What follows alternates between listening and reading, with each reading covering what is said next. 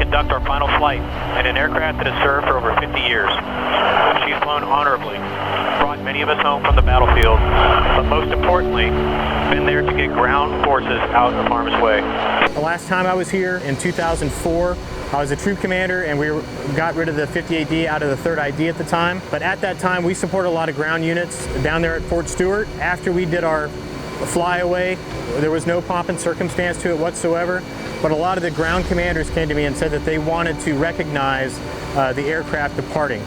So this time we decided to just do a overflight of Savannah area, Tybee Island, as well as down to Fort Stewart, Georgia, for numerous reasons. The first one is just to thank the community for their support over the years. The second one would be to make sure that the ground units know that we've always been there for them and we want to recognize them one more time.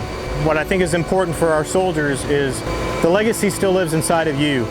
Each and every one of the people that have fought, fixed, worked on this aircraft, refueled it, rearmed it. I'm honored to be able to fly as the senior instructor pilot in squadron to lead our 3 troops on this final mission for the squadron. It's really humbling to be able to do this for these men and women, the finest warriors that I think we have today in aviation. I've been flying this aircraft for 17 years now. It's hard to see it go. It's hard to see us put this aircraft to rest. This aircraft has made a lot of sacrifices. This particular aircraft right here was built in 1970 originally. Myself included, a lot of these guys in this squadron, we have flown this aircraft on multiple deployments with multiple squadrons, and it's been shared and passed on. And there's a lot of history just in this aircraft right here alone. I've had a lot of intimate experiences in this aircraft, supporting our brothers on the ground, giving to them that sense of security that they get when we're overhead. It's been an honor to share that with them. If it meant that I was landing at a FARP with fumes, or I had shot my last round from my M4, I was gonna give it to them.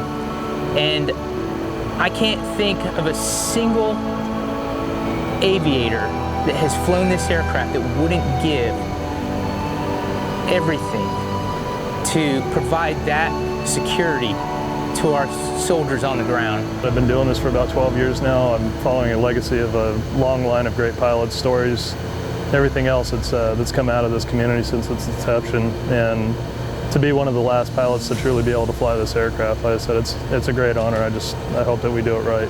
For me, it's important. This aircraft's been a part of my life for the last 12 years.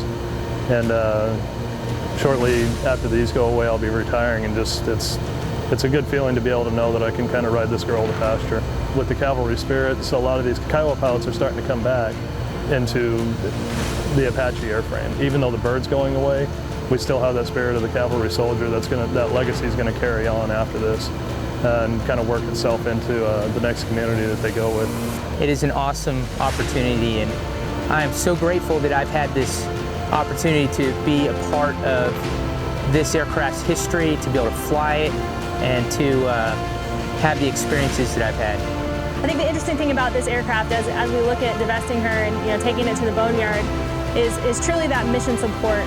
So the Kiowa is the Cab Scout of the Army, right? So the heart of the out front concept is really this aircraft. So in the combat role, she's the aircraft that is as low to the ground as possible, as fast as possible, and will support any ground unit doing any mission whenever it's required.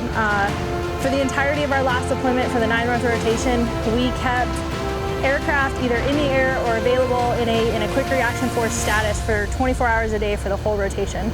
This platform is one of the only platforms that's capable of doing that. So when you look at Kiowa pilots and why it's going to be hard for us to lose not just the machine, but hopefully transition that mission to a different aircraft, it really is the relationship with the ground force and the support for the ground force commander that Kiowa pilots have that passion for. In the middle of the flight, I believe between Tybee and Fort Stewart, they're going to be putting flags out of the left sides of the commander's cockpits. It's just symbolic with our squadron commander out front, flying his flag, leading the way, and each subsequent commander putting their flags out, and we'll be seeing all 317 as a whole one last time. It has been my privilege to fly this aircraft and my honor to serve with each and every one of you. For some today, this is your last flight forever. Some will transition to new aircraft and some will depart the ranks. But the legacy of this aircraft and this great squadron will always live on inside of you. Unfortunately, we all know some that didn't make it home, and we will recognize one of our own today over Warriors Walk. GEOFFREY, James Groves III. We are doing the missing man formation to represent the sacrifices that we've made. Our brothers that we've left behind on the battlefield during the mission.